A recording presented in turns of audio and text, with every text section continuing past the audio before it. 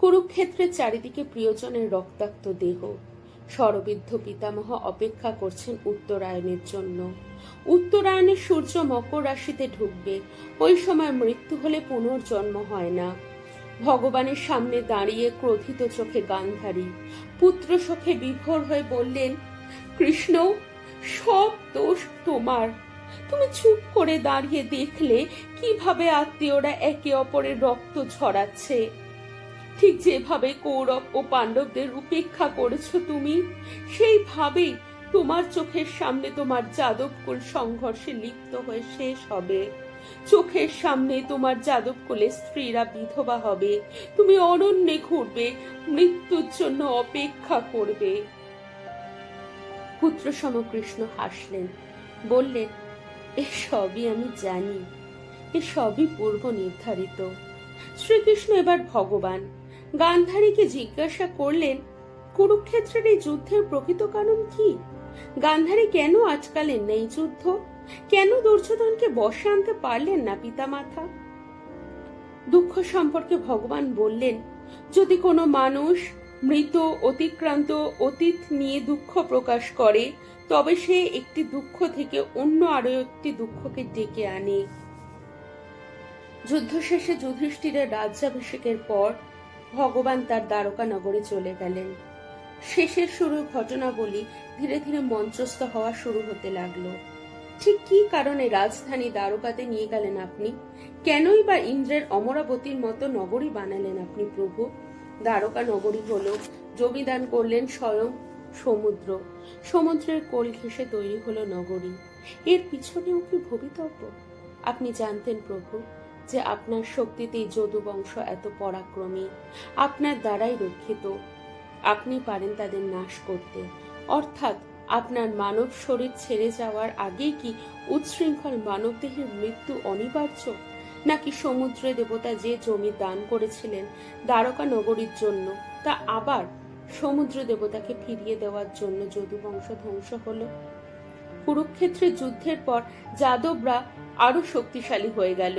অহংকার তাদের মাথা চাড়া দিল, কিন্তু তারা ভবিষ্যৎ দেখতে পেল না। দ্বারকাতে তৈরি হলো স্বর্গীয় নগরী। ঋষি মুনিরা আসতেন বাসুদেবের কাছে, যাগযজ্ঞ করতেন। এরকমই একদিন আপনি দেখলেন বিশ্বামিত্র, ভৃগু, অঙ্গিরা, দুর্বাসা, বামনদেব, বশিষ্ঠ এসেছেন। আপনি তাদের বললেন দ্বারকা নগরী ছেড়ে চলে যেতে। মুনি ঋষিরা চলে গেলেন পিণ্ডারকের দিকে। আপনি প্রভু জানতেন যাদব বংশের অনেক যুবক সেখানে আনন্দ ফুর্তি করছেন। তাদের ফুর্তির মাত্রা ছাড়িয়ে গেল। শাম্বকে সেই যুবকরা গর্ভবতী সাজিয়ে নিয়ে গেল ঋষি মুনিদের সামনে। তারা জিজ্ঞাসা করল, শাম্বর ইচ্ছা যেন তার পুত্র সন্তান হয়। যুবকরা জানতো মুনিরা ত্রিকালদর্শী। তারা ঠিকই বুঝে যাবেন যে তাদের নিয়ে মজা করা হচ্ছে। এক ঋষি বললেন, কি আর হবে, লোহার দণ্ডে পরিণত হবে, আর এই লোহার দণ্ডই যদু বংশের পতনের কারণ হবে। ভীত যুবকগণ ফিরে এলো দ্বারকাতে। যদুরাজ আহুক উপদেশ দিলেন যে সমুদ্র তীরে গিয়ে লোহার দণ্ডকে ঘষে ফেললেই হবে। সেই মতো যুবকরা দণ্ড ঘষে ফেলল। ক্রমেই দণ্ড ছোট হতে থাকলো। লৌহ চূর্ণ ফেনার আকারে তীরে জমা হতে থাকলো।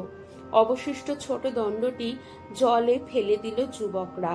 একটি মাছ সেটি গিলে নিল। তখনই এক জেলের জালে মাছটি ধরা পড়ল।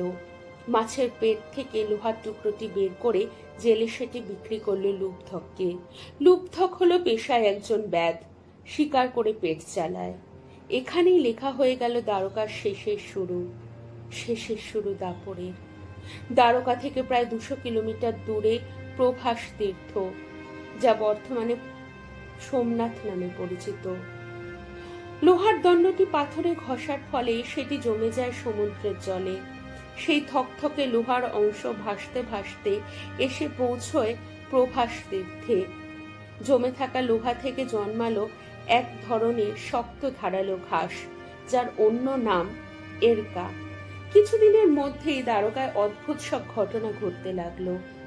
হঠাৎ উল্কাপাত, মেঘ নেই কিন্তু বজ্রাঘাত। সমুদ্র কেমন গম্ভীর, যেন আরো বেগে তীরে আছড়ে পড়তে লাগলো। এইসব দেখে শ্রীকৃষ্ণ বললেন, এইবার সময় হয়ে এসেছে আমাদের মতো যুবাদের প্রভাসে যাওয়ার, সেখানে গিয়ে ব্রত পালনের। আর বৃদ্ধ রমণী বালকেরা মূল শহর থেকে একটু দূরে শঙ্খর দ্বারে থাকবেন। প্রভু, আপনার কথা শুনে ভয় ভীত হয়ে যদু বংশের বীররা সবটাই মেনে নিল। প্রভু, আপনি যেতে বললেন সেই প্রভাসে দ্বারকা নগরী শূন্য হয়ে গেল নিমেষে। দ্বারকা নগরী হয়ে উঠল যেন জীবন্ত মৃত্যুপুরী।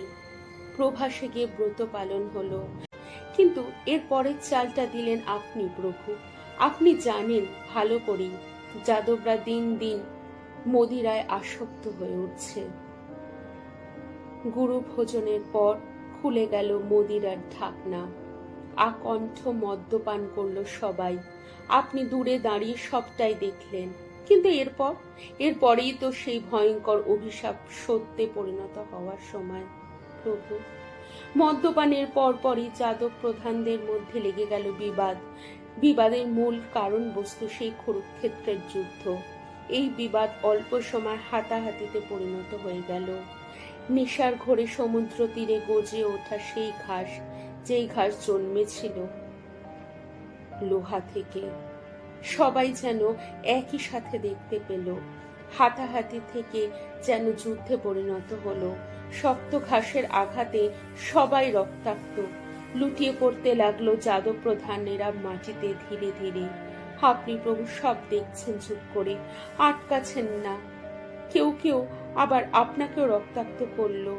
আপনিও সেই একরা ঘাস তুলে আঘাত করলেন। ভাই দাদা সমগ্র জ্ঞাতি এই যুদ্ধে শেষ হয়ে গেল, ঠিক যেমন হয়েছিল মহাভারতে কুরুক্ষেত্রে। সব শেষ হওয়ার পর আপনার জ্যেষ্ঠ ভ্রাতা একটু দূরে গিয়ে বসলেন ধ্যানে। কোনো কথা নেই আপনাদের মধ্যে। সমুদ্র তখন শান্ত। আপনি দূর থেকে দেখলেন বলরামের মুখ থেকে বেরিয়ে আসছে সহস্র নাগ। কি ভয়ঙ্কর দৃশ্য! ক্ষণিককালেই মানব দেহ ধ্যানরত অবস্থাতে ত্যাগ করলেন বলরাম। এবার একেবারে শেষের দৃশ্য, সময় হয়ে এসেছে। আপনি প্রভু একবারে ক্লান্ত হয়ে বসলেন অন্ধকার ছায়া ঘেরা এক গাছের কোলে। নারায়ণ মাটিতে বসে ক্লান্ত হয়ে, শঙ্খ চক্র গদা পদ্মধারী নারায়ণ নাকি ক্লান্ত। চারিদিকে নিস্তব্ধ, কোথাও কোনো শব্দ নেই। পাখিরাও চুপ, যেন তারা সবটা বুঝছে আগে থেকেই। একটু দূরে মৃদু শব্দ, কে যেন ধীরে ধীরে এগিয়ে আসছে। ভয়ঙ্কর দৃশ্য। শেষ লেখাটা যেটা আপনি লিখেছেন, সেটা অক্ষরে অক্ষরে পালন করতে এগিয়ে আসছে নিয়তি। সে কিন্তু আপনাকে পুরোটা দেখতে পাচ্ছেন না, দেখতে পাচ্ছেন শুধু আপনার রক্ত কোমল চরণ। সে ভাবছে একটি হরিণের মুখ। সর্বনাশ! তার হাতে সেই অবশিষ্ট লোহার ফলাটা, যেটা যেন আরো বেশি তীক্ষ্ণ। মুহূর্তের মধ্যে সেই ফলা বিঁধে গেল আপনার পায়ে। বৃক্ষতলে ভগবান বানবিদ্ধ। সারথি দারু খুঁজতে খুঁজতে আপনার কাছে এলে আপনি শুধু এটুকুই বললেন যে দ্বারকা নগরী ফাঁকা করে সবাইকে নিয়ে কুরুক্ষেত্রে গিয়ে অর্জুনের শরণাপন্ন হও। শেষ হলো দাপর, দাপরের শেষ হলো।